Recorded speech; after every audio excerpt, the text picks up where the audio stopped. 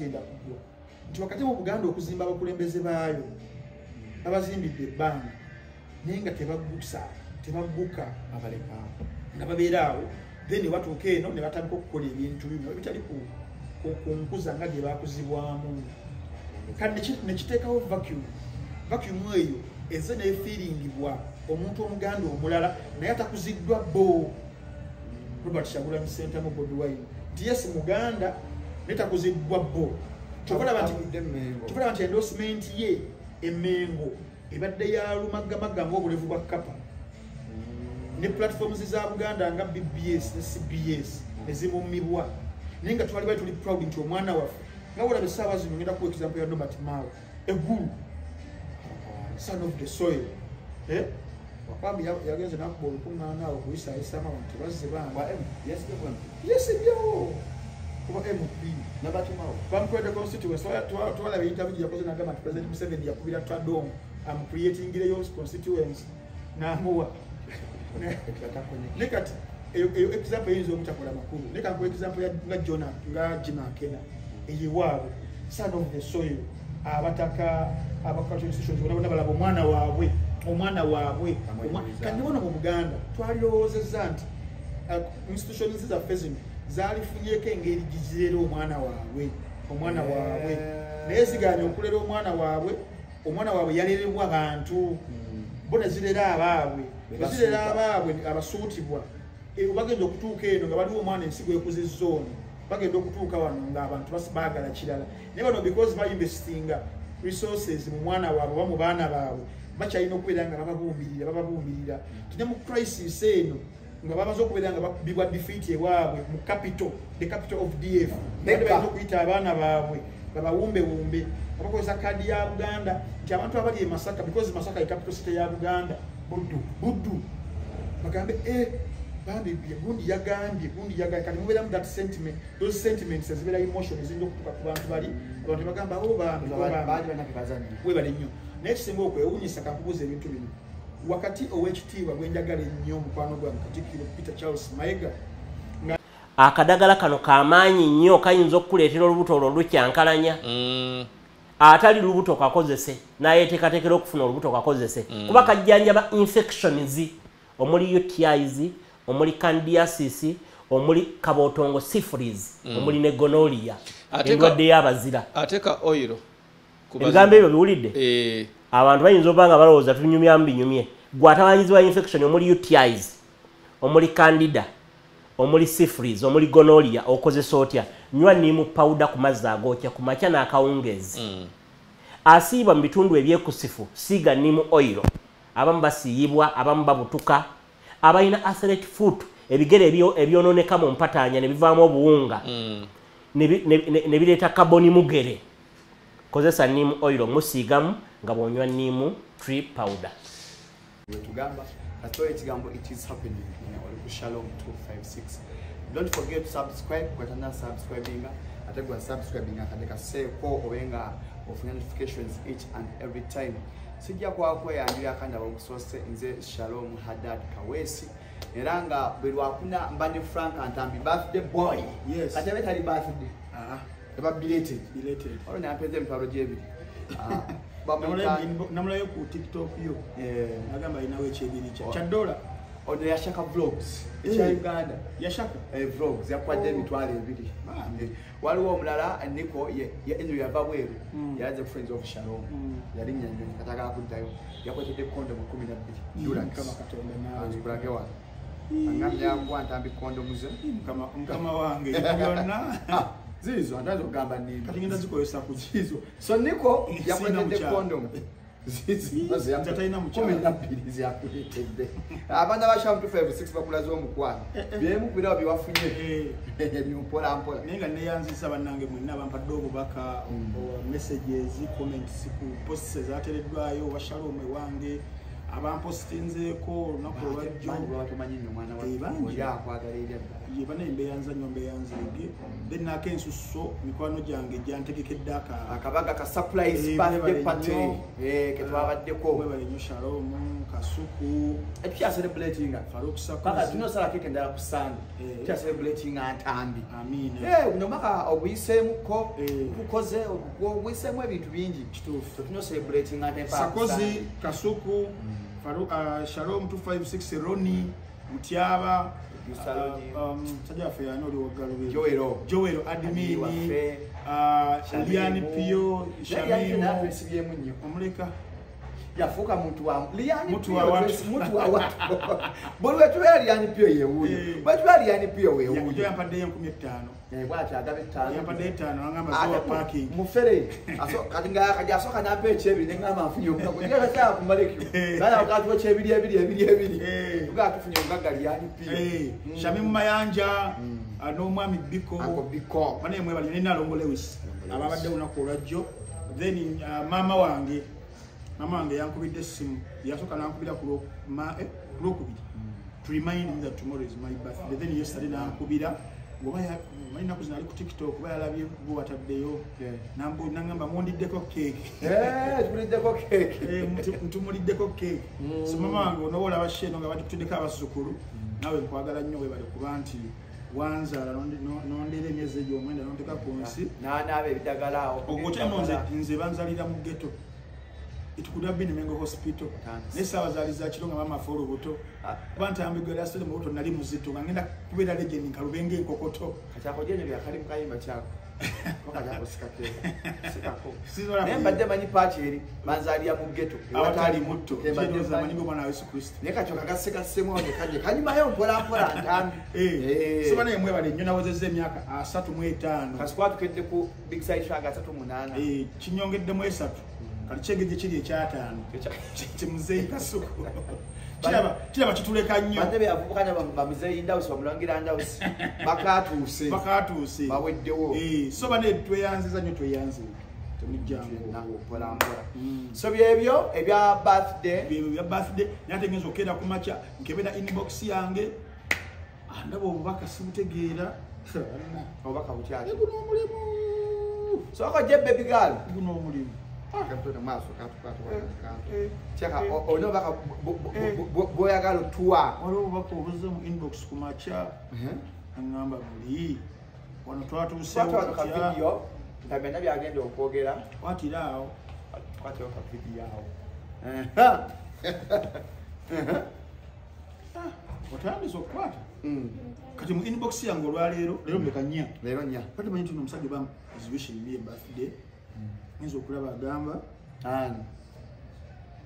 mukwano yali mukwano gwaffe kandayo wano njagala mbikusomere ng'obira batogala nti mbijja muki mutwe ono oyogera ne tamale mirundi 5 nakoma kugera naye nga 27 February badde suddanga mukwogera naye message yesoose wano ng'agamba your brother will eat Christmas in prison. Natekawo ka video wano nayongerako those allegations were very strong on my mother and me. Where CST. Nadam, he must prove everything in court. Thanks. So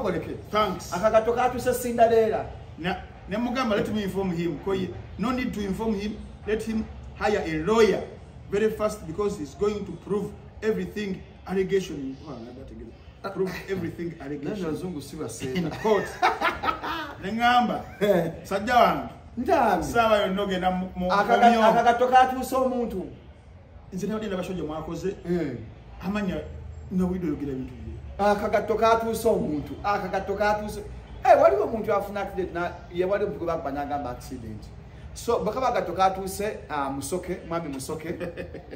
ng'agato akambadde genda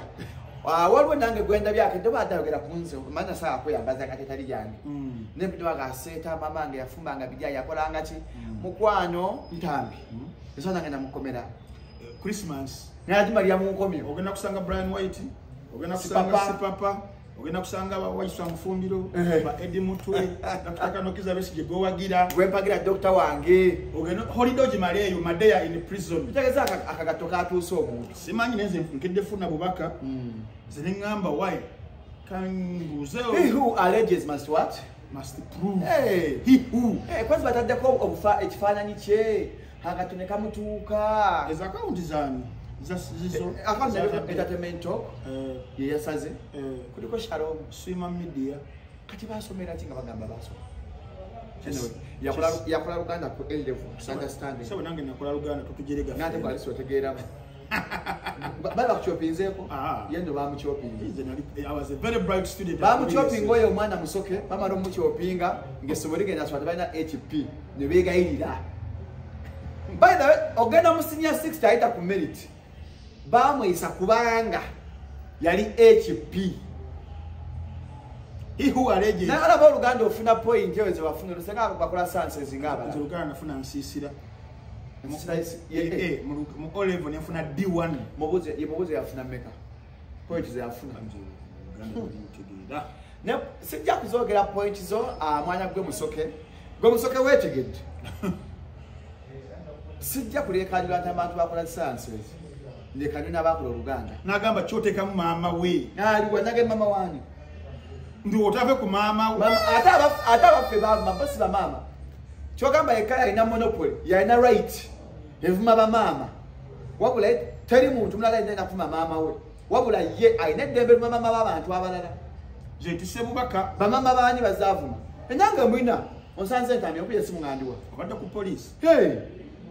nange family yange baga lwaki omuntu atuvuma ngono yanga file bagigudde mukwana fe file stambuleza fe tujja bluziraba togenda kanga muntu yenna musoke nze nakwadde chance sigaze ekintu eki gula muzigo muganda teka mu magejjo siga kumabinyayo gagejjo tambulengo yagagadde wekuba empiso z'amabeere tuloza mbu okusirika we can talk tusobola okwogera onvumidde ebbanga nga sikuddamu bwonvuma bw'olimba abantu mbu twogera si gwe wekka oloza mbu osobola okwogera we can talk okusirika siri musiru bulogba mbadde sikuddamu tunuli ebbanga lyezonvumira nakoma okuddamu gwa mukaaga ewakasuku gwe musoke nkuzzemu gwa 12 emyezi 6 ng'onkuba sikuddamu ngenda kuwa paka Sande era nkakasa eggwanga n'omuvubuka yali ekkubira essimu gye bakkubira ogamba atumbwa accident ngenda muleeta mu kamera yagamba tuyogera ku accident ngenda kyogerako musoke ngenda kwogera ku accident ebyolimbalimba abantu ntangu bafuna accident nze nafuna accident kwedi tokola statement kati gwonsingako mmanya ebintu niruli twagenda ku police soka ku police ng'otomedde twagenda gwe ne bakutomera notagenda kukoza tokola statement gwe batomedde yali mu bulumi ne bakutomera mbonye yakulonda ku boda nga tamanyi mbwe alonze gwe musoke gwe shinjira labiti tuyamanya mbwe alonze gwe eyakulonda nesando notusanga tebagamye tewali ka video konna gwe yafuna accident kulinya teri yamanya mutulonzo no shinjira labiti musoke teri yakulonda shinjira labiti natwa mu ddwaliro ate ka nkubulire eyakodera KFC mu ddwaliro yali akeneka yakimanya sa accident kati ka nkubulire onya kulofuna accident nanye duwe wange mbanga bulemmere ne bankubira simu ne bangamba musoke shinjira labiti afunya accident neseka wabuze lwaki naseka kawani maka yaliwo jenda mukasa aliwo mega toni baliwo ne ambuza lwaki osese kaspi teyajira we yasoba kujja najja mu ddwali yagale kinchira musoke mu abana jja ne bagamba afunye mbadde nkimanyi eyakuletera KFC yali akeneka ali amanya amazima nda bakukuba bakudimpula bakukuba neja kuyo kimanyi engalo zange zitu yanyede ona kaziko deja kaziko ngalo zitu yanyede bakaziko akati nsonga za buziko otwa nawe siga kaziko mpalo kaziko bisemo ona kaziko waka TikTok waka basi tuli wano ku later tuli wano ku Salam Tower amanyira ewa muganda wange genda ku police naffe twagenzeeyo dda gwe musoke kinjira labiti nakuwadde chance ne gamba kola nnyo ogule ettaka we muli ku ndagaano chairman abaddewo mwegule ofune ekyapa munavimba ozimbidde emyaka emeka nga togiraga nga gye wazimba muganda to faking life ona kukkiriza singa ntamtakiriza mushalobu yajja senga alinga gwe kati njigira ku bantambi sinza okukola obuntu nina abantu benjigiddeko abanjigiriza okukola nego ngambu don't emulate nga even the Bible says emulate those who are righteous kaya nakaziko kwenda kabasiri ne nange waliwo abali banjasamira nti nonkopa isima twenda buno butiputopu nimbabuuza mubaki sikopamu nakati nsonga za bizigo ewantu ewamu bino bizigo kazigo naye ogenda okwesiga akazigo alika yake akwesa akazigo tujjanza okuzogerako ensonga za akazigo wowe tujja buli sho gye ngenda okukola paaku saana omwana ono anvumidde emyezi 6 nga simunyega omwana anvumidde emyezi 6 namuddamu wakasukumu gwa 6 muzeemu Desemba anvumidde ebbanga simusabako mungulako emmeeza simugambulanga ekivulu kyange kyokka ekinuma agamba abantu mbutwogera you can check in my phone temuli number ye I blocked him everywhere saagala mmanya bimukwatako ate wamukubira ku show ya Sunday Nation ani atuna si Julius waliwo Julius tusia tuna Julius dum sina namba ye tetukwetaaga musoke kinkyala biti njagala weetereze tolowooza bugweka alina maama atalina kuvumwa n'abaffe bamaama n'amaama bazovuma nabo bamaama oyo musoke kinkyala biti kinyero siga mabinago teekako omuzigo limba abantu bwafuna accident naye omanyi ekyakubya n'abakkuba obamanyi obamanyi abakkuba kyokka atwamanya abakkuba abakkuba tubamanyi n'ekyakubya tukimanyi gwe kinkirala biti musoke kati akola bwakangakanga togera ku accident yange mukwano musoke kinkirala biti musoke kinkirala biti wafuna accident nkiddamu ntegeeze eggwanga mbagamba musoke kinkirala biti afuna accident bamukuba n'ensonga ezamukubya zimanyi za accident nsonga za mpale hayasaamirira abantu kyogamba gwe olina olukusa oluvumamama b'abantu abalala wabula kuteera kwogera ku nnyoko mukwano nga tusirikidde bingi naye agala tubyogere bwe twajja ne batubuuza kamera kweziri nga waliwo omufumu ddiro nga lwatugamba bannaye kamera kweziri byonna mubikwata weerabidde tukujjukiza omusika gwe balekerayo empite za Nairo eyasikira empite za Nairo zitwale ku dipo kutunde kubaze wasikira empite za Nairo zitwale ku dipo tuli wano ku Mulangira Interiors asangibwa wano ku Al Salam Towers Chanja omusajja asinga okubeera n'ebintu ebikozesebwa byinza okubeera ewaka bayitawo December ebintu ebikadde mu nnyumba nnyo sofa sets nga zino empitirivu ennyo ezigonda dining tables empitirivu ennungi ennyo ebisiige art pieces oba portraits ez'okubisenge nazo kweziri center tables kweziri bulungi nnyo dining tables n'ebirala buli kyeweetaaga ekyomu nnyumba ekiyinza okugirabisanga ennyumba ng'ate ebintu birina quality ebiri very durable ogenda kubeera obisanga wano ewa Mulangira Interiors agamba buno space ye osobola okubeera ng'otaaninga ennyumba yo n'ebiranga etimagana abantu babiranga bajja bagaba ne katuge tuwummulireko ewaddi okumwesigwa olwa sets nga zino asangibwa side za wano Al Salam Tower opposite Total Chanja oba next to Chanja Mall abula kuba ku namba eno 0702 570019 asobola okubeera nga akuwa ebifaananyi ebiyitirivu ennyo n'obeera ng'olibwerwagwa n'oluddawa n'obeera ng'osobola okujja ng'ekintu ky'oyagala okubeera ng'okebera okirina mu mutwe buli kimu wekiri mpola nnyo munne ebuzibidde naku ntambe nga tuvudde mu ebyo eggwanga tumusala lya bufuzi abantu abala buli wonna wonna ewayinza okubbaawo nga bayitawo mpola mpola wiiki eno munnaffe mukwano gwange president wa Democratic Front obwomuti owekitibwa Mathias Mpuuga yagenze ku makya n'atwala n'agenda Emmengo mu n'atwala ki amakula yakyalako Emmengo era nekirabika nnyo ffe nga ffe Abaganda owekitibwa Mukuumaddamula n'agenda ebigambo bya Mama Katikkiro n'agamba lwaki mulwana teri babina mu entambi nebaza ebigala Katikkiro birungi nnyo era nebaza Katikkiro okwogera ebigambo ebirungi ebyo n'agamba lwaki owala n'atakuwagira ntabe mukufudde muze ataagira kyowagira abeera mubi neŋŋamba Katikkiro agamba ntambi specifically agamba ani sokabatikikola ebigambo ebirungi Mukuumaddamula katuwulira ebigambo bya Katikkiro mu butereevu bwa mu kavidiyo omuntu asobola okuyi ono omwana wazeewo nanzijukira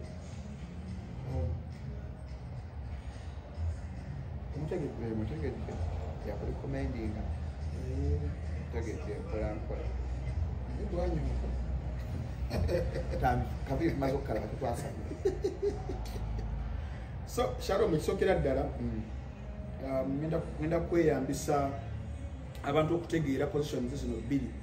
ne influence zaazo mu byobufuzi bya Uganda mu kaseera ka kulonda mu kaseera ka elections nga Uganda kaseera kali highly sensitive. Yes, now there are two things: role of Buganda mu mainstream politics wa Uganda nga wazatambula ne role of Mengo Mengo, the establishment of Mengo, the administration of Mengo mu byobufuzi bya Uganda. Ekisooka Buganda olwa strategic location yaffe olwa ebintu ebisinga okuba nga bikolebwa wano nga bisangibwa wano mu Buganda. It is an economic hub, population y'abantu bayitirivu nnyo okugamba ku kintu kitambulira wano. Buganda ebadde central nnyo nnyo mu kudecidinga ebyobufuzi bya Uganda. Kikirize Kiganda kuva 1960 in fact niwo bugamba 1955 nga tuli mu kweteekerateekera okuba nga tugoba abakoloni. Abaganda twali pivotal nnyo. Ebibiina by'obufuzi ne bijja ne bigunjibwawo mu by'omwo mwali ekibiina kya Democratic Party DP ekibiina looza kyasooka okugulwawo kya DP nekijjamu jjajja waffe Bendikito Kiwanuka nga amaze okubeera nga aveebweruta nga yali amaze okubeera nga asoma avudde e Bungereza azze wano akola emirimu ng'egya kanso wange Freedom kuwolereza abantu pro bono ozebe w'ebito Freedom Haruna gye yali Bendikito Kiwanuka era omwana omulamu element ya Bendikito Kiwanuka yes kakati tugenda mu akaluku 1961 akali kalina okubeera nga kasalawo kibiina ki ekitwala Uganda mu independent kigenda okubeera akalulu akasooka kali wakati wa DP ne UPC madezi yanogera ebintu bino DP nekawangula bulungi nnyo newangula UPC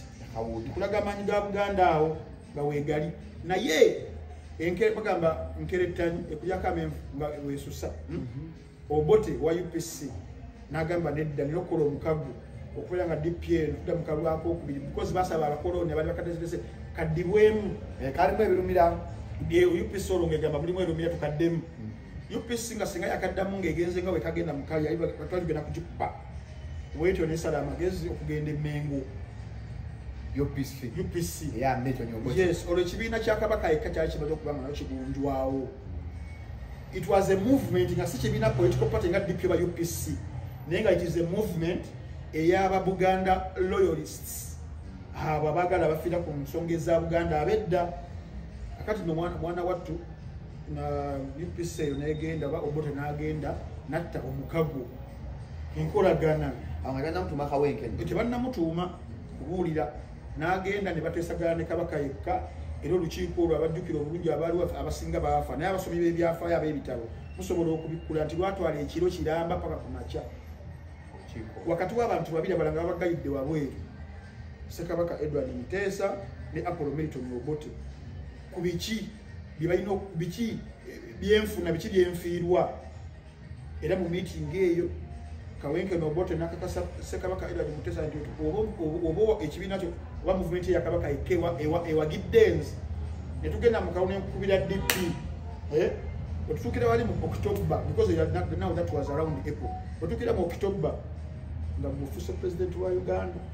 nze nga ndi prime minister Prime naluka kati because mukaseera okubeera president okimanyi naye kati Obote kaali kasajja kagezi nnyo presidency nga weeri ekifo wekiri naye nga executive powers prime minister yaba zirina okitegeera now ekyo ne bakkiriziganya ne bakkanya n'ebirala biyitirivu nnyo budde sibulina ne bagenda mu kalulu UPC ne wangula DP ne beera nga yesinga ebyo mu parliament executive assembly mu biseera ebyo national assembly mu biseera ebyo kakati ne tugenda 62 Uganda efunye independence first president Ssekabaka Edward Mutesa prime minister Abraham Obote after 6 years in fact after 4 years 1964 tugenda mu crisis the Uganda crisis ya stretchinga oba neyabika mu 1966 au 1966 Obote na yefuulira Ssekabaka Edward Mutesa yali president 1 najjawo constitution eyaliwo 2 najjawo quality institutions zonna akibuganda obwakabaka bwonna n'abujjawo 3 nga ne ayagala kukwata Ssekabaka Mutesa Ssekabaka Mutesa n'akola ki n'awaŋŋanguka paka Bungereza era wayita akaseera kaali katono naye era tugenda okuwulira nti aweereddwa obuki obutwavuddewo obwakabaka bwavuddewo olwa Buganda Obote naye agiddwako awo 7 mu agiddwako ani amugjeeko Idi Amin Dada yali omusajja we yali ayinza okuza mu ranks nga olaba erweru n'amuggyako Amin n'astretching emyaka egyo 8 71 mpaka 79 naye n'atukwatamu awo takomezaawo constitution takomezaawo bwakabaka kubanga yali atya amaanyi gaki amaanyi ga Mmenga amaanyi ga because yalina political autonomy awo wonna neera naye n'atyamu naye mu bye yakolako awo Amin kubanga yamanya amaanyi ga Buganda naye alina beyagiraagiramu kaawo n'akwatamuko wano naye musajja wattu 79 naye yamumamulako olufronasa president we Kaguta Museveni Julius Nyerere eri Tanzania Uganda National Liberation Army awo no begegamu ku magye Obote ge yali aleseewo bamamuddeko omusajja obama lumamulako tugenda mu transition y'okuteekerateekera Uganda bana bagenda kubanga bagifuga kuzireka ab'ekiseera bali bagenda okukwatiriramu akaseera ako Yusuf Kironde Mulaze n'akwatamu emyezi gye yakwatamu agiddwako awo mangu Binaisa Lukongwa naye azze agiddwako mangu tugenze mu kalulu akateekebwa Paulo Muwanga yali akulira military commission akateeseteese tukagenzeemu era ebirumira ne bikabeeramu wakati wa DP ne UPC n'ekibiina kya Mwami Museveni UPM Uganda Patriotic Movement Mwami Museveni nakawuya kavamu Katumba oye yafunamu omululu mungi DP abaliwo bagamba abebyafaayo nti nga bagamba bakola ki bagibba era ze zimu ku nsonga ezaatanula Katumba oye w'ekiseera ekyo esaawa zino president wa Uganda okugamba enkola eno erina okudibizibwa kangende nwanirire rule of law nwanirire good governance nwanirire ebya human rights n'ebirala n'agenda mu nsiko myaka gye 5 najja n'akwata ekintu 96 wakikwata n'akikwata 93 n'akomyawo obwakabaka in fact ne mulutalo lwamutwala mu nsiko waliwo enkolagana waliwo enjogerezeganya zirina n'abamu ku baali ab'amaanyi mu Buganda wano enkolagana gye yali agunjizaawo ne Kironde Mule enkolagana gye yali agunjizaawo ne omwami gwe batta Kayiira kuba bali balina nabo formations bali bakoze ez'amagye n'ebirala naye awo wonna Mwami Museveni n'agenda ne beyagenda nabo bino nga amaze bagiraagiramu n'awangula olutalo liberation war n'agiwangula 93 olw'okwagala okubanga apiizinga Abaganda n'abakomezaawo oba n'akomyawo obwakabaka bwa bonna mwe mwalimu obwaffe restoration of kingdom nezibeerawo 93 era bajjukira coronation n'eggalari era n'emabega bali nga nkozezza yabajjukira Ssaabataka ebiseera ebyo yali wandika Ronald Muwenda Mutebi ku essaawa zino Ssaabasajja Kabaka wa Buganda enteeseganya ze baalimu Mwami Museveni ebyabyo tetwabimanyi abamu bagana kubinonooza ebyaliwo naye nga bikulaga Mwami Museveni nga bwe yali strategist okubeera nga agattagana era yabagamba nga agenda mu nsiko n'agamba nti olutalo lwammwe it is your war because war si lwange ng'omuntu lwammwe Abaganda kyobola nti enkambi yagikuba luddawa Luweero egikuba Luweero nawangula olutalo by and large mbadde nkuzaayo fast forward kyenda mu esatu akomezaawo waki obwakabaka naye teyakomyawo Buganda with its political autonomy nga gye yalina before Obote kubanga ajjawo constitution kyobalaba nti Buganda Mengo twadde tufaayo nnyo nga tusaba ekintu kimu federal batudize federal fuga yaffe eyo region zezo ziberenga zino zirina amaanyi byomu abakalamojje ewaabwe abagundi ewaabwe byomu nga alina kyakola ne mwaye Museveni ye n'agamba nedda kijja kubeera nga kisoboka najja nga atusuubiza ebyoya by'enswa kino na kiri now ne wabeerawo tension zireka okubeera nga zijja wakati wa Buganda ne Mmengo etutwala ne administration pasagala byawula nnyo ne gavumenti eri mu buyinza 1996 radio ya CBS egunjibwawo Chabasa ekyagigunjisibwa nga twazogenda mu liberation of media okubeera nti Buganda eba n'eddoboozi eryayo Buganda eba n'eddoboozi erigenda okwogera ku byayo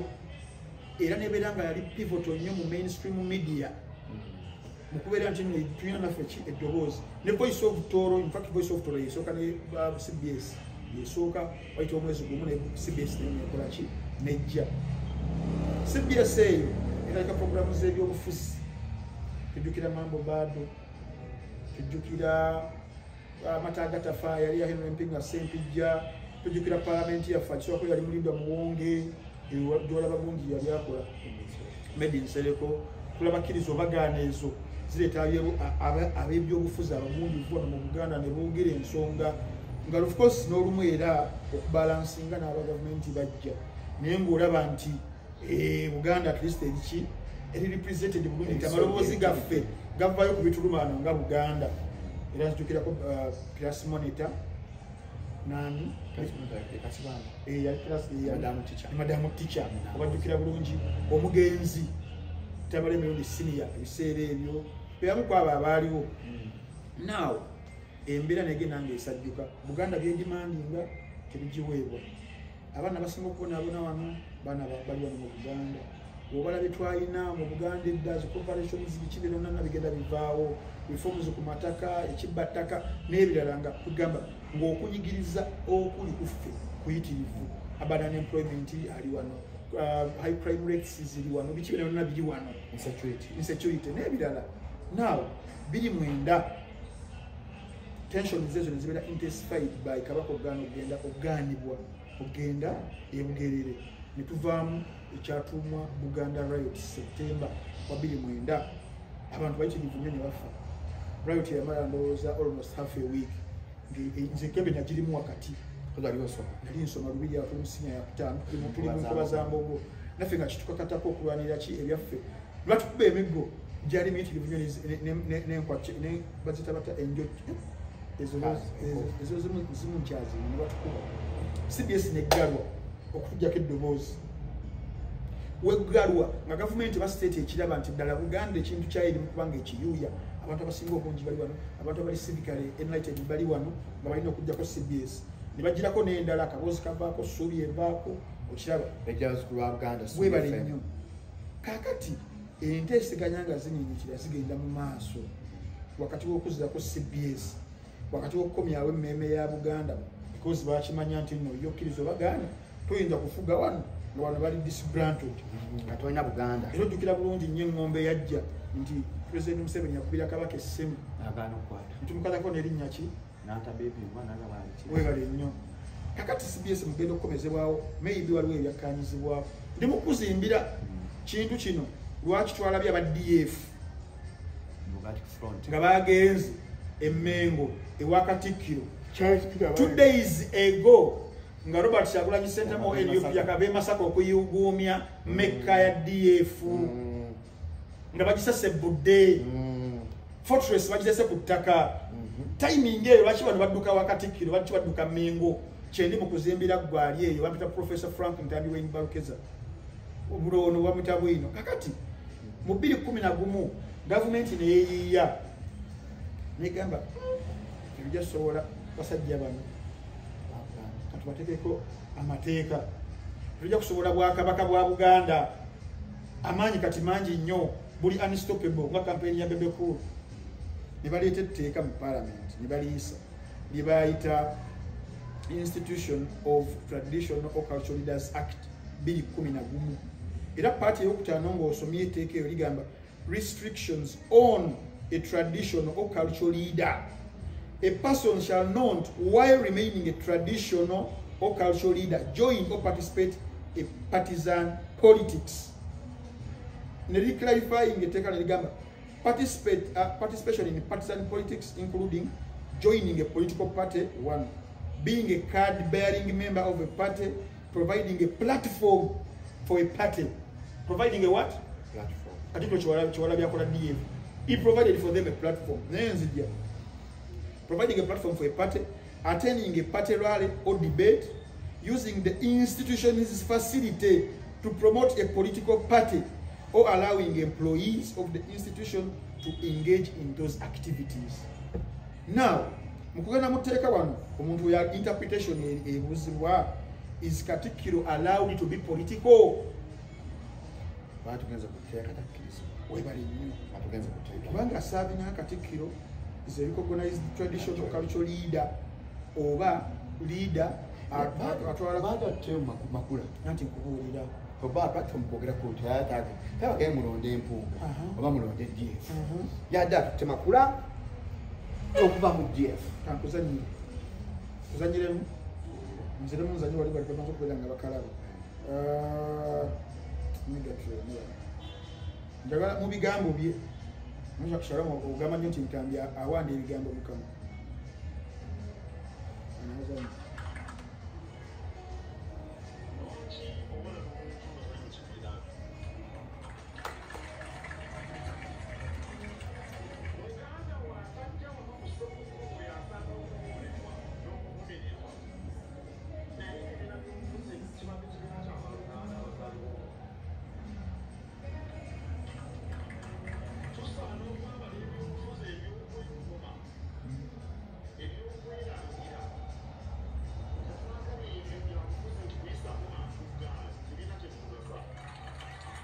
Engalo munange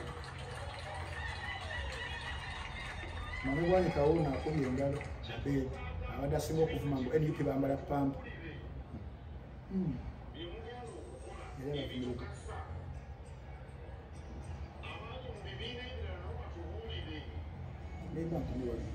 Shalom statement says ozulira za byabufuzi siza byabufuzi kati kyokula bakigala akiwulira nti badde ndi mu kuzimbira muntu akatuke tulimu and the contradictions mcho nti etteeka likiralifayinga wano ne ligamba nti cultural institutions tezenyigire mu byabufuzi byawulayawula partisan kibiina Shalom kibiina Ntambi ensonga ezo mukoleki muzeewale but then tulengera mu season ey'ebyobufuzi gye tuli mu December tulonda mwezi gujja bano abakyaziddwa abaweereddwa platform eya Buganda a cultural institution bakiise emengo embuga omukulu mu bigambo bye awulikika nga abasuulira tawulo ali mu kubawa some political capital olwa a heavy defeat gye bafacinze over the weekend eya NUP okugenda e Masaka nekumba nefuna abantu abayitirivu ennyo gye twalirowoozezza nti no wali baddewo demobilization nene eya NUP ng'ekibiina ekitinta kyaki kya DDA essaawa zino nga wogamba nti wobeera ogenda mu Northern Uganda nga Mulango sub-region olowooza lwaki Kyagulanyi yayina ocompromisinga ku historical grievances za Buganda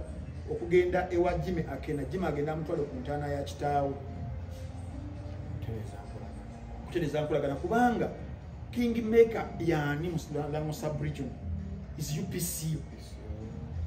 okitegeera Bobby ogendayo yes sababu abantu babalekengana afuna obuwagizi webale kwa UPC teri mu kalulu tetaddewo president kitegeeza nti gwe owa Democratic Front Mwami Mathias Mpuuga Nsamba ng'oli mubaka waayo ozaaliweeyo Nyendo Mukungwe nga n'ababaka bo abamu empajjiruwagana beera beeyo Masaka twogera ku w'ekibonera Kimanya yasabidde Bob Wainyangalo twogera ngenda kujjayo yonna twogera ku mukyalo oyo owa Masaka City namere bagenda okuba akalu mkyalo abo nabo nga Masaka NUP okujja n'ebeera nga yalaze ekifaananyi ekyo nga Masaka akyali wa red kyabadde ekikolwa oba akabonero leka naawe mugama wange leka naawe abasajja bapreemptinga yamanya kigenda okubeerawo era nga bamanyi bashalo bagenda kujja basulira eggaali that is reverse psychology kyekimu nekyagundi ani kyobadde ogamba nti yes that is all reverse psychology but nze nkulaga ekifaananyi kyalagiddwa mu Masaka omwo kyalaze embonino NUP Masaka is still red kati bano kyabakubye enkyukwe kyabakubye wununu bano aba DF nga balina kuddukira waani munywanyi waabwe Oweekitiibwa Charles Peter Mayiga kubanga nkuzimbidde ekifaananyi emabega nti Buganda yali yagezaako kubeera ng'ezimba abakulembeze aba Buganda era kyobalaba nti wano mu kuwanyisiganya ebigambe wano babadde banga bagamba nti Kyagulanyi ali mu kukola ki mu kulwanisa abakulembeze ba Buganda abazimbibwa n'abagusa ye mu Kongo naye muzukulu wa Kayiira Muganda ate ebyobufuzi bibeeramu ebyo nti ebyobufuzi when you falter here expect to be held accountable abantu bennyini si Kyagulanyi ng'omukulembeze ow'ekibiina but abantu bo bennyini obanga toli mwerufu toli kino toli kiri it is going to come back and haunt you. That is what is happening to Mr. Mathias Mpuga Nsamba. But Mathias Mpuga Nsamba in his defense wabadde nga alwana abadazanyanga kadi ejo ey'Emmengo eya Buganda gyabadazanya kyovola bano bali ateekateeka ekijjulo makeke kyeyatuma simanyi mayirida simanyi homecoming ekya last year omugenyi omukulu ebbaluwa yali agiwandiikidde Katikkiro n'abalaabalamu n'agamba naye kakati ssaawa zino badde balina okuddukirayo asobole okubeera nga ng'abawooyawooya oba okitegeera Oweekitiibwa Mpuuga alina personal friendship with Oweekitiibwa Charles Peter anti kati bakubanga bamukwano basobola okwesanga mu kinywero papa weeri gavana weeri abamukwano but now they came to the culture kati obuzibu obuliwo nti ababaka oba abakulembeze ba Buganda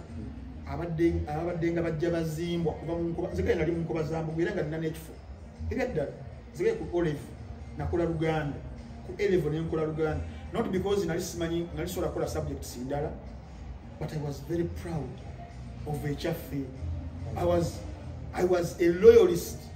owa Buganda nga nkifiirako so naffe bali bazze batuzimba mpola mpola naye Shalom singa ngana nze nange oku nti muli mu kunzimba naye nga bwengiramu bwenti kyemuzimba kigenda kugwa nti wakati mu Buganda okuzimba abakulembeze baayo abazimbidde ebbanga naye nga tebagguka abaleka nga babeera awo then batuuka eno ne batandika okukola ebintu bino ebitali ku nkuza nga gye bakuzibwamu kati nekiteekawo vacuum eyo eze neefiiringibwa omuntu omuganda omulala naye atakuziddwa bo Robert Kyagulanyi Ssentamu Bobi Wine nti yes Muganda netakuziddwa bo kyobalaba nti endorsement ye Emmengo ebadde ya lumagamaga ng'obulevu bwa Kapa ne platforms za Buganda nga BBS ne CBS nezimumibwa naye nga twali bali tuli proud nti omwana waffe nga walabe essaawa zino ngenda ku example ya Norbert Mao eggulu son of the soil wakwambi yagenze nakuba olukuŋŋaana awo kuyisaayisama bantu bazze banga yesibyawo kuba MP bamukwedde constituency twalaba interview yakoze nagamba nti President Museveni yakubira Twadong creatingireyo constituency namuwa ne kati eyo example eyinza obutakola makulu ne kankuwa example nga Jim Akena eyiwaabwe son of the soil abataka abakatolicisons bona balaba omwana waabwe kandi bona mu Buganda twalirowoozezza nti institutions zaffe zino zaalifunyeko engeri gizirera omwana waabwe naye ziganye okulera omwana waabwe yalerebwa abantu bona zirera abaabwe bezirera abaabwe abasuutibwa bagenda okutuuka eno nga baliwo omwana ensigo ekuzizza ono bagenda okutuuka wano ng'abantu baagala kirala naye bano because bainvestinga resources mu mwana waabwe oba mu baana baabwe bakyalina okubeera nga bababumbirira tine mu crisis eno nga bamaze okubeera nga bakubibwa defeat ewaabwe mu capital, the capital of DF. Balina okuyita abaana baabwe babawumbewumbe abakozesa kaadi ya Buganda nti abantu abali e Masaka, because Masaka ye capital city ya Buganda, Buddu bagambe bambi gundi yagambye kati mubeeramu that sentiment, those sentiments ezibeera emotion eziyinza okutuuka ku bantu bali abantu bagamba webale nnyo. Naye kisinga okwewuunyisa kankubuuza ebintu bino wakati ow'ekitiibwa gwe njagala ennyo mukwano gwange Katikkiro Peter Charles Mayiga ng'ali mu kuvumirira bano yagambye atya kyovuma muno atakuwagira. Kale tutegedde era tugenda kulongoosaamu ow'ekitiibwa, naye njagala tujjukiremukko tuzeeyo obutambi emabega. Shalom, tuli wano akalulu kaatandika mu Novemba oyo awedde mubimu ku bitundu wano eby'omu Buganda tulengeddewokko omwana owa Buganda Robert Kyagulanyi Ssentamu agenda okukuba enkuŋŋaana ebyasinga okubeera nga asinkana tiyaggaasi live bullets nazo zaatandise mulimu nakati okubeera nga bafiiramu baleese n'embwa zibeere nga ziruma abaana okitegeera bazirese nazo enjuki naye tuli mu kalulu kano sigala agenda mu birala biri outside. Nze njagala nzijukireyokko ow'ekitiibwa Katikkiro Munene ng'akuze mu mitingi ali mu kuvumirira ng'ali mu kuluŋŋamyawo kale ogirina gotona okugenda Emmengo yali abayiseeko naga bannange ekintu kyo tukivumirira abaana ba Buganda essaawa zino mu makomera nga ugenze ebuziraawo baana bangi aba Buganda abatwaliddwa ku nsonga ez'ebyobufuzi zaaliko zadifendingirako bano which is much more worse. Okitegeera olwo omusajja yansesezza nnyo yabadde muganda wange wayadde Makolo Kavuma oyo yes yabadde Haji Makolo Kavuma mwenkira nnyo okulya radio nze for information mpuliza nnyo CBS tusaawa bbiri abali kkirizo baganda naakuba essimu studio mwalimu Semujune nono omwami ow'Ekabula yankakooza nakuba n'agamba bannange ndi wano Mulago mubakoze wadi ya Nuupu Mulago otuuka butuusi balina obuuza wadi ya Nuupu eriwo abanuupu nga ejjudde bebakubye bebakoze batya okitegeera naye nga biri mu happeninga wano where you're presiding as the premier, the prime minister, but you've not come out yes. So mulinda bamuntu nno wakati ng'aganya okuvumirira kino ebiri much more worse ng'ali mu kutiitirira bano abaana abazimbibwa aba Buganda omuntu ali eyo kimulaga ekifaananyi where Mengo lies naddala to the premier nga ye, but it contradicts what we saw earlier nga abakungu okuva Mengo abakulembeddwamu ne bafuma Katikkirozi babiri n'abakulu b'ekika abamu nga bagenze mu maka ga Robert Kyagulanyi Ssentamu bamumadde n'effumu. So should we say because the Katikkiro former prime minister babiri ali current yaliiko, should we say that the Kabaka eyatwala what is it called a delegate eyatuma delegation yeyo waliwo mufu abakatoliki tulina kitugamba enneema ey'obubonero simaira bwobonero butalabika tulina byetulaba nti Kabaka olw'etteeka lino lyekugambye togenda kumulaba direct naye kati fe abasomera mu bbaasa basobola okubadalayiza anti tebagenda okugjako ekyo wakati ng'olabira fuma Katikkirozi babiri wakati ng'olabira abataka ba Buganda ab'amaanyi omwali ne Israel Mayengo w'ekitiibwa wakati nga mulimu n'abakulu b'ebika delegation eyo abantu nga 9-10 golowooza basobola okusituka busitusi ne bagenda nga tebaliko order from the main supreme. Okitegeeza Kabaka alina positioning ku mwana ono noono akulaze nti alina eyiye awo kibuzo okijjirwa onaakoleraani awo sijja kweyongerayo tugenda kukiraba nkunyonyodde bulungi Biva Organic wokka osanga ettaka lettungi yes. Biva Organic by the bakola eddagala mmwe abantu abalina obulwadde obw'enjawulo togenda ku abaami bo babakozeeko bulungi nnyo wake up call okakolera ddala bulungi nnyo mugende ku Biva Organic abasajja abeegaya mu kisenge temutambula mailo ziwera olusozi Kilimanjaro temulumalangako Biva Organic abawera ddala eddagala abakyala nammwe simanyi njagala kuseereramuko simanyi ate bikoze bitya ate nabikandi era Biva Organic erwadde nga allergies kookolo okuba myasi senyiga atagenda kuziira asthma atagenda okusiiba mu nnyindo, abalina emigejjo, lung problems, abalina pressure, amasavu musaayi, abatalina mabeere, abagala ogejjo bokkongo, madde ng'oludde ku ddagala, mwenna Biva Organic and Natural Healthy Products yasobola okubeera nga bakwasaganya asangibwa Mmenga okuva ku namba kyalina mutwe. Yes, 752 Yes. 60 24 27. Definitely. Nga tuvudde ku Biva Ntambi. Yes. Era munnange eggwanga likyamanyira lifuuse entalo. Kenzo versus Bebe Cool battle. Yes. Ate kati lusajjuse. Twakyaliwo manager Betta, manager Kenzo yajja kututuka live ku Monday. N'agamba Kenzo asinga Bebe Cool in all aspects of life. Yabadde ku TikTok live. abako n'abantu bane Babiri omu. Actually, Kenzo asinga Bebe Cool. now Sharo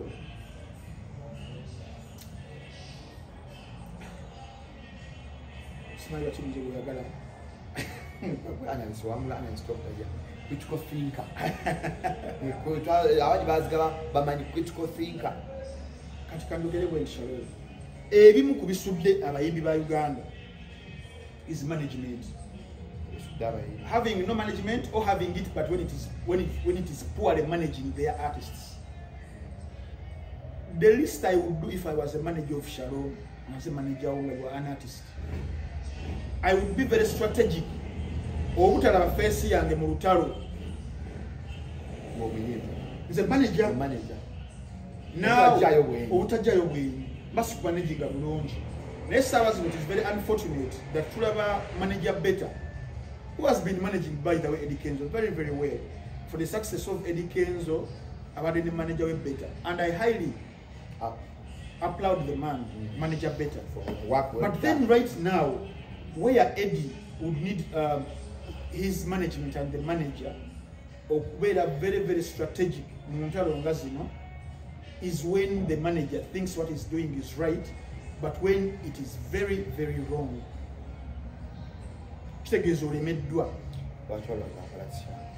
Akola shabu kita shalom gwalo ulideke banga manager Jeff Chiwa mukwa manager abakyasinze okumanaging talents arguably the greatest talent manager in Uganda. Njagala nagayo ka audio kona baka video ngali mu kamera omwina otawo balwana naye nga ate we managingiranga abayimbi bakujoze Chameleon, genda ku Good Life, genda ku Shiba. That was the epitome of Uganda's music industry, those 15 years of glory. The entire Shalom mpitirivu, but you never saw the man. Ndali mu kamera. Manager Roger, sajja watubanga akajakata mu kamera. You can hire people. Chibaden driving a kecho. Because entalo z'abayimbi tezigwa. Nego manager omulimu gwo. Shalom ono wabera nga ye muyimbi wange naga nakola entalo zi. Zemberawo nga mugatta wadde mbamanyi. Ekituufu naye singa ndeeta obwenyi nange bwenti tubeeranga bagenda okucreatinga enmity etagenda kuvaawo kubanga bali manager gwe bali badozza muga bannange omuyimbi wange wano nagize mbwatu naye ngeno ate gw'otuma nga yuhaya nze ntandikidde ku nooti eyo nti muganda wange manager Better saali kusuubidde kubeera nti nno gwe weesitukira okubeera nga okuba Bebe Cool kirabika bulala nnyo era kibuusabuusa byomanaging oba ddala biri intentional oba omuyimbi yakumanaging kuba kakati tufunye obuzibu Shalom mu management z'abayimbi ba Uganda kusanga omuyimbi nno Shalom alina manager Ntambi naye nga omuyimbi gwe nze omulimu gwange kukwatira CD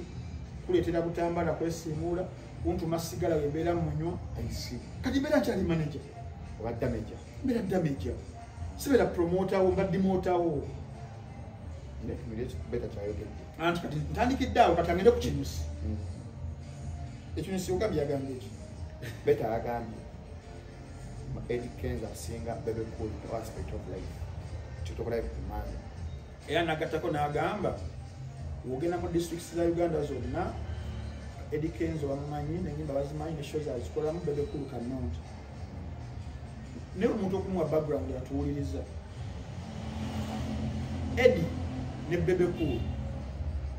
they've been having an ongoing silent war for a decade. Ugenda kuwera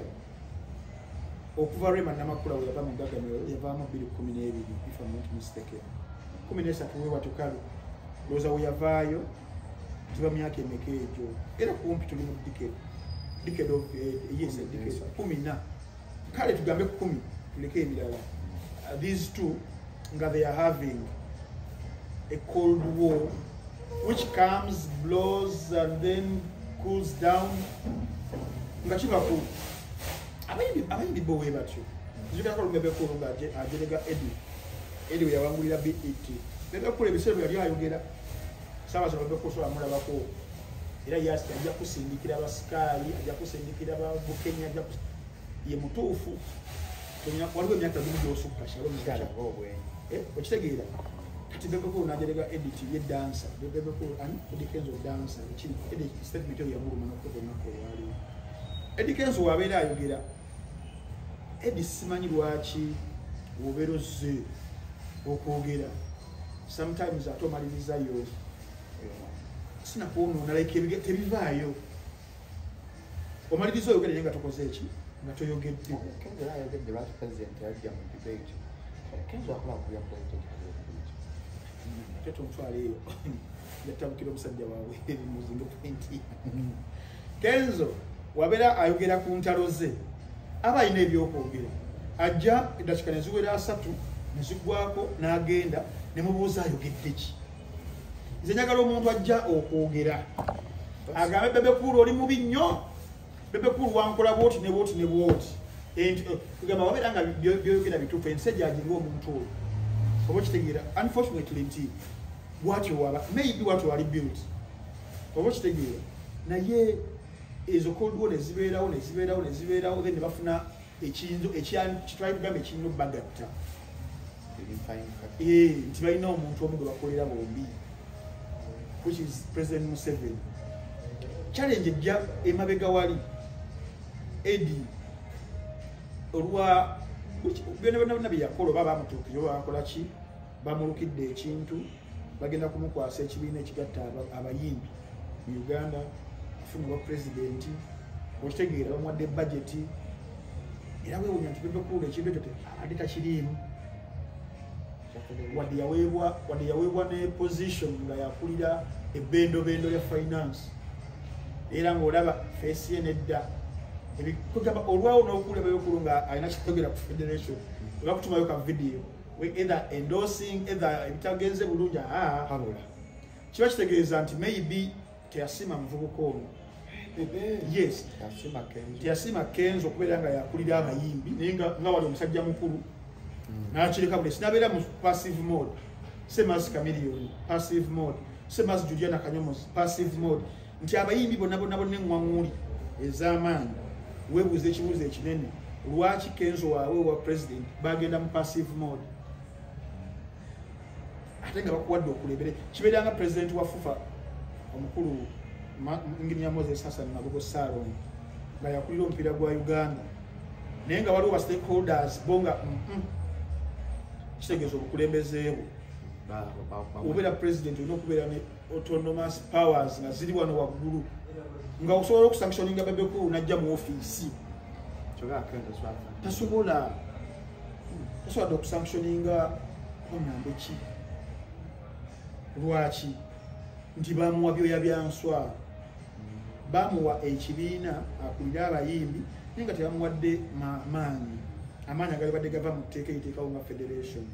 tebyaliwo tebiriiwo it is a mere association oba okigenzemu ng'otandisa okutakula it is a federation eyina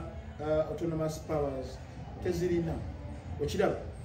kati awo wonna Bebe Cool nga asiriza on the other hand Bebe Cool olwa ebbanga lyamaze mu ndongo ya Uganda kuba 97 kyera musanvu agenze Kenya akubye kuba 98 mpaka 2021 myaka ng'egyo ng'ena nga ne mu Kenya sebo w'amaanyi yakubiranga ne Red Sun nga w'amaanyi nnyo Miss Kenya zeyo nga yazikuba na kiredio nga gigamaanyi najja wano batandika movement yaabwe ye Jose later Bobi Wine joined later Good Life joined n'abantu bajja nga bajoininga the Kenzos joined later wanalabye muganda nge beta nga agamba nti Eddie Kenzo yagenda kokona mugaga Eddie Kenzo n'amugoba ensonga zaabwe z'ompitirivu nti singa babeta abantu basalawo kwogera nga tebali timidi maybe bayinza okugjayo ebintu bye tuyinza okugamba okay ekyo nedda zoboogera teboogera kyekinnuma kyokka ku beta kyobola baŋŋambe singa mwayalinga someone asobola okwogera mwe ne musigala because ojja okwogera wetadde mu amuzi we ate oyogedde oba kitegeera so bafunye omuntu abagatta naye mbadde nkugulya Bebe Cool nti 97 paka kati dwala emyaka egyo agenda myaka agenda myaka 3 ali mu ndongo ya Uganda surviving the storms zonna abadde very consistent ku sound ku kikona kona akipinze at the top sindi kiyagambye Kenzo namugamba you respect the lion in the jungle oba kitegeera now ng'olina Bebe Cool bw'atyo ng'alina ebyo byonna ebimuliko aba akomanyira respect mu industry kyobola abayimbi bonna nakyogera luli nengamba ogenda kusanga omuntu Bebe Cool here nkulaga statement betas wayogedde nti nkyangu nfu nti Kenzo asinga Bebe Cool waliwo ebintu ebimu byolabirako nti Bebe Cool talina position n'emu nti president wakino naye genda obuuza abayimbi ba Uganda bonna nga Eddie Kenzo nga tewali alina kyalina nina ssente nti ngenda bbawo okwate essimu nga gwe Bebe Cool otudde wano ne Kenzo akwate essimu akwate wali ng'omu agenda akubira abayimbi tulabe bagenda wano Bebe yeddonja lya Nigeria kati kyekikulaga amaanyi nti even when you don't have anything on your name essaawa zino baganda baffe Eddie Kenzo mwewaanisa triumphs zammwe nga awards titulina BET tulina kino tulina kiri yes thank you so much you mwabifuna well deserved kugamba byali bibagwana mwabikolerera naye kibadde nkunnyonnyola wano Shalom nti omuntu nga talina n'ebyo byonna Moses Matovu nga yakubye essimu nga sanctioninga abayimbi bayinza genda wange nti waliwo omuntu nga togenda pa n'ebyo togenda bana Moses Matovu Spotify nayo numbers me YouTube nayo numbers me ku mainstream bamukuba ddi oba kitegeera kati je Bebe Cool essaawa zino Bebe Cool bakati yene zino streams akyaze kufuna naki nene we yali badde tazirina waliwo that respect when you don't have omuntu wepemira amanyi go Shalom nga tolina an incentive nga wakoze friends of Shalom tolina amawulire gokubidde wadde nti jangu munange mumbeerere mu nkavali ng'obeera oli awo nga bagusi tolina muyimbi gwe wawadde ssente jangu muya amafuta go ga miliyoni emu abayimbi abazze nga bakoze eki nga bazze Shalom obeera w'amaanyi nnyo okusinga nze entambi nga mukolera ku budget ya bukadde 5 mpadde abayimbi mpadde abamawulire mpadde ba TikTok mpadde bandi bali ku mukolo gwange obeera onsinga amaanyi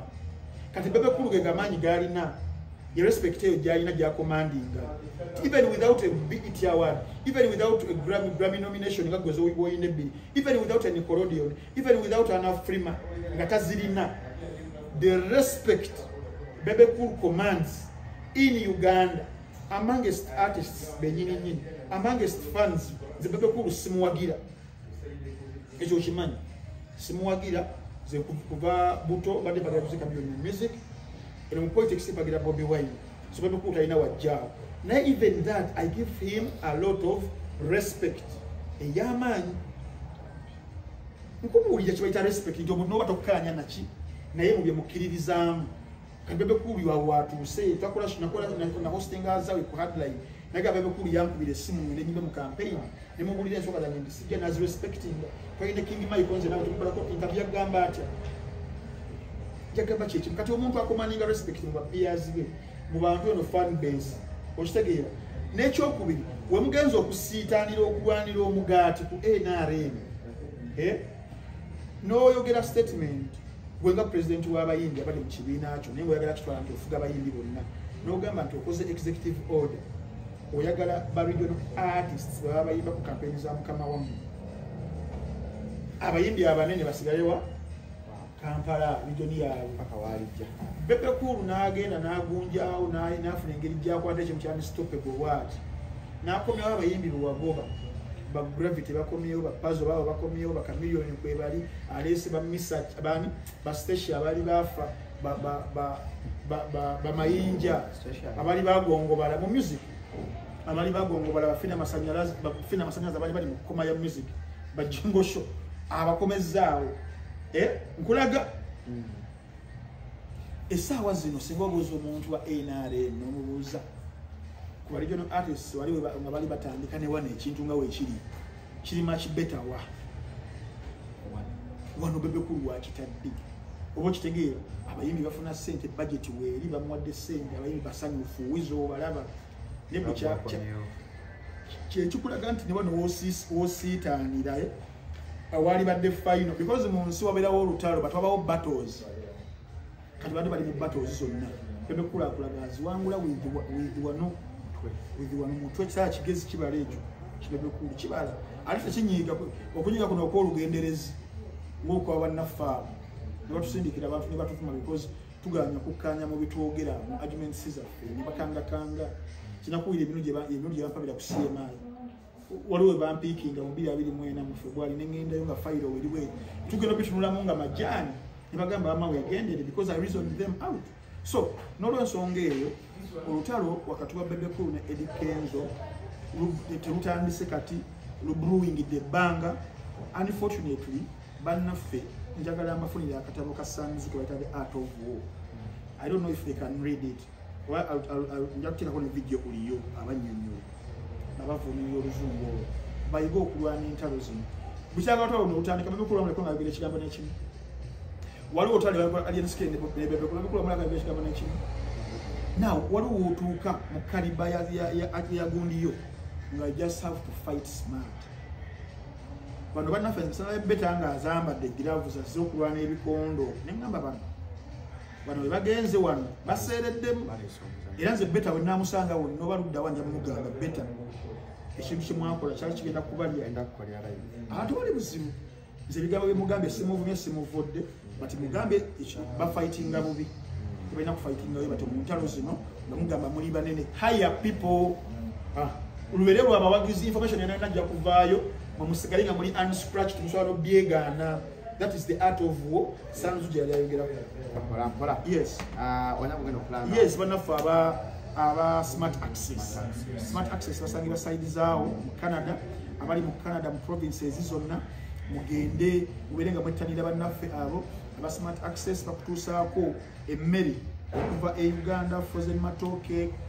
niwabeera kasooli, wabeera muwogo, lumonde, nsujju, gonja, nakati, bugga, kyetumula, byonna nga biri eno Uganda, kabeere bijanjaalo, kawo, gobe, byoki, byonna bano bannaffe aba Smart Access bakutuusaako mu provinces zonna mu bitundu byonna eby'eggwanga erya Canada. Bakubire ku namba +1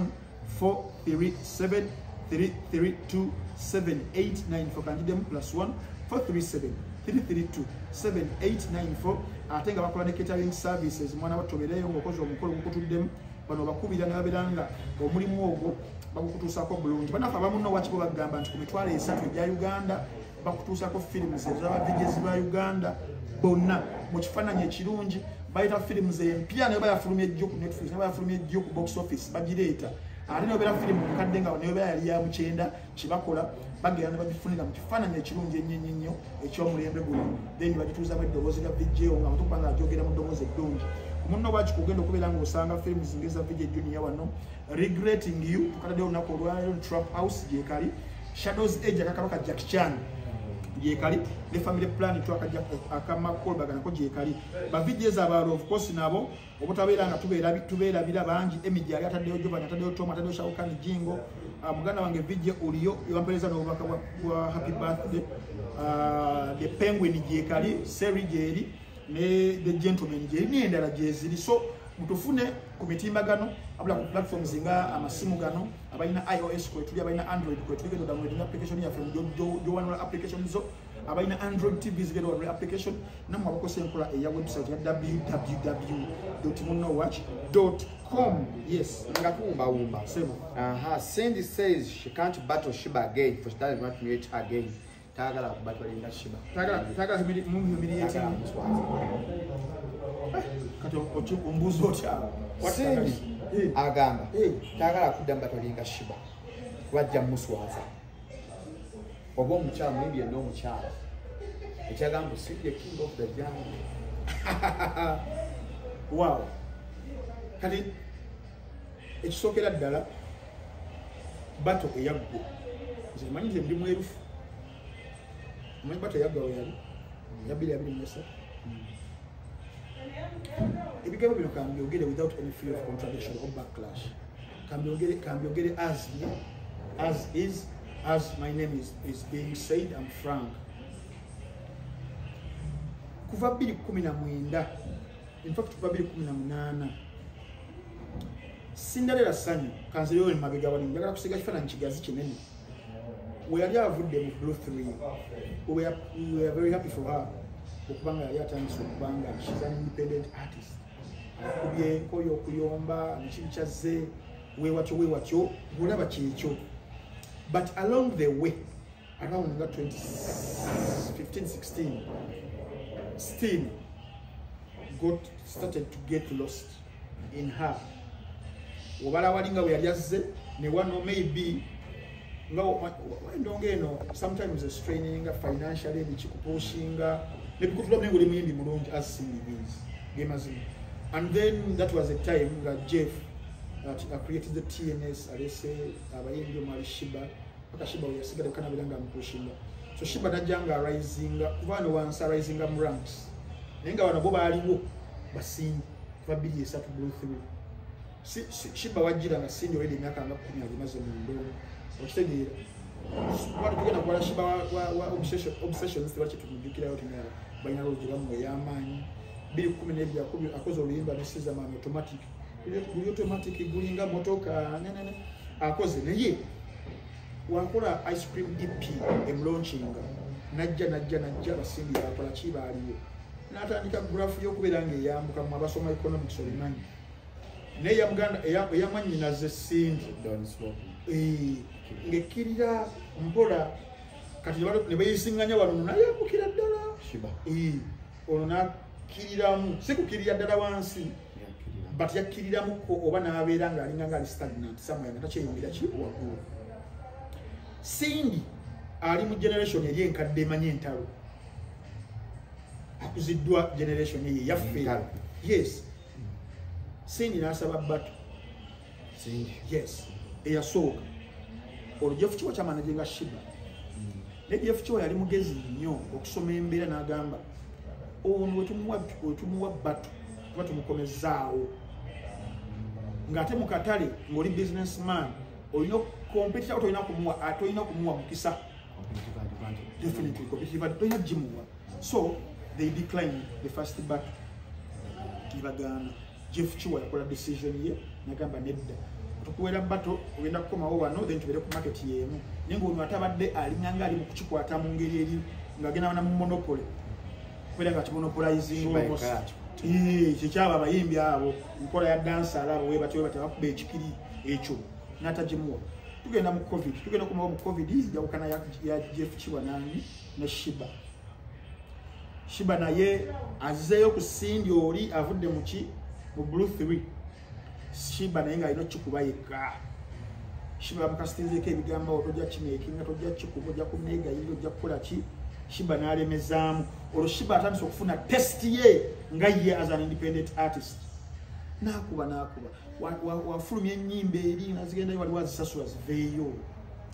nga Katonda mbuli mwana yatoba Shiba bambi nnyo story njirina mpitirivu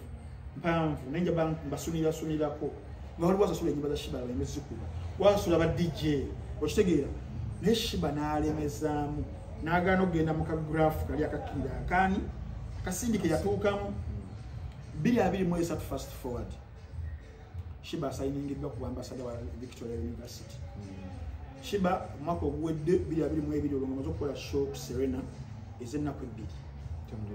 ez'omudiringano azikoze ne yali esembeyo oba yali ku Freedom City ku lunaku olwokusatu something like that. Atandise okulaba nti yes nkisobola naye nga mu matu g'abantu waliyo discussion ebadde ejje brewinga Shiba tamanyi kuyimba tayimba bulungi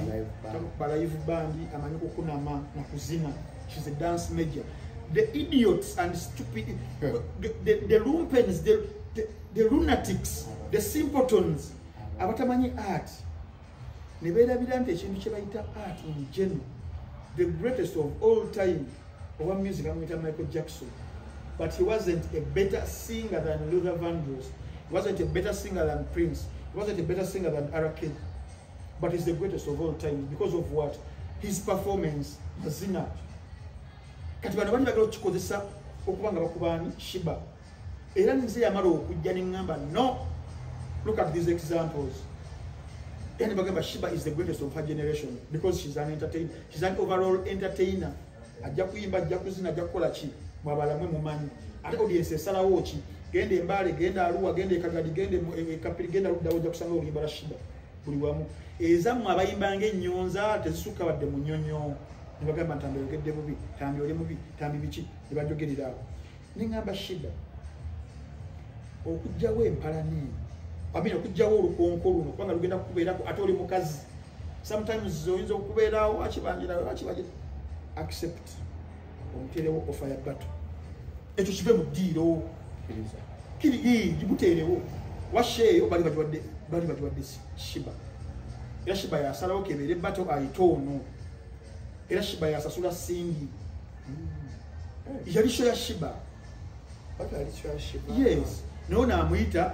one eggayangano likoleki ligwe and an opportunity of okukola sente n'ekyokusatu tewali buzibu kankukomyewo ku market kankukomyewo. Now mutugenda mu battle of one of the best vocalists in Sindi side eri and the battle of one of the best performers Uganda has ever had in Shiba. Nibagenda mu battle olina ayimba ennyonza ze abanyula ennyonza ne bayimba onajja na performing ennyimba ze na pure entertainment ne banyumirwa. Kati okuwininga battle kyeyagamba nti yawininga humiliating siraba humiliation yonna ngono gwogamba nti wa humiliating yakuwa chance okukola kasente akasafu yakuwa chance okomawo ku bookings z'aba promoters kubanga after that battle ojjukira bulungi n'alinnya n'ennyonyi n'agenda e UK era yagenda na Shiba ne bakola Mwami Jaffa tulikuwa kumula mpola nga tumanyi talina byaluka Mwami Jaffa tetwabitegeera okitegeera tugenda okulaba promoters kagali baneza okubira nga bakubira Sindi promoter bakubira aliko oba okitegeera akati awo simanyi ngeri Sindi gyagamba nti tayagala battle na Shiba because ayinza omwehumiliatinga yet mwe babiri muli gifted differently. Music tatambuliranga ku best vocalist nti abeera owakabi. Shabba Ranks bali basemba okuyimba obulungi. Wizo yasemba okuyimba obulungi. Oba kitegeera ba Gravity sawa zina akwatidde campaign za NRM ayimba okusinga Gumorisi Kirya ayimba okusinga Jamal Waswa obateeka wanasinga okukola sente anasinga okumanyika. Kati oŋŋamba otya mbuno nze nja kutwala omuntu wa vocal ayimba eby'omukyaki n'ayambusa octaves waggulu nakkirira nagenda mu zi vibrato so by and large nenga kirungi okwekkiririzaamu bwatyo but she's someone abadde nga apokinganga Shiba every when alina kyagala okuyisaawo. So maybe here tokability ajeetaaga Sindi naye nze I've analyzed the situation sikuvudde sikuvumi and I know you're one of the best vocalists in Uganda, but so is Shiba as one of the best performing artists in Uganda. Vinka mulabe Vinka nagenda kuyimba nnyo nga winning wage for example oba kitegeera mbuba yimba nnyo nga Faibe Nasolo kali Faibe Nasolo nesaba zino kufuna booking kizibu oba kitegeera Betty Mpologoma kizibu era kayimba kamala kukomawo okukwano tagusibirwa kubo nenga bayina amaloboozi abayimba ng'ennyonza n'essaawa zino abaana abaliko beba Vinka beba Shiba okitegeera ava baba beekutte bulungi beba abaana bagenda okubeerako. So you have to appreciate that people are gifted differently. Temugenda manamana kubisa nako kyana asinga maloboozi art mungi mugazi tolengera nka abantu abajuza okyesitwa nga baze kuwulira abantu bayimba abemirere nga tewali wadde ne sound n'emu fa bajuza hip hop shows tetugendayo bayimba nga nnyonza. So music mugazi munene, music is organized sound.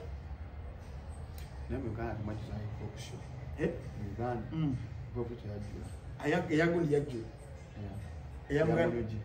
eyamunugi yajjula neya Navio yajjula. They are hip hop artists. Saliwo Onyata pata kwa buza oti butunyuke. Tina kalemba soka nkubire kusimba. Kali. Tuyoka kwa mbere bulungi musibe bulungi mwera. Okirabi. Aja.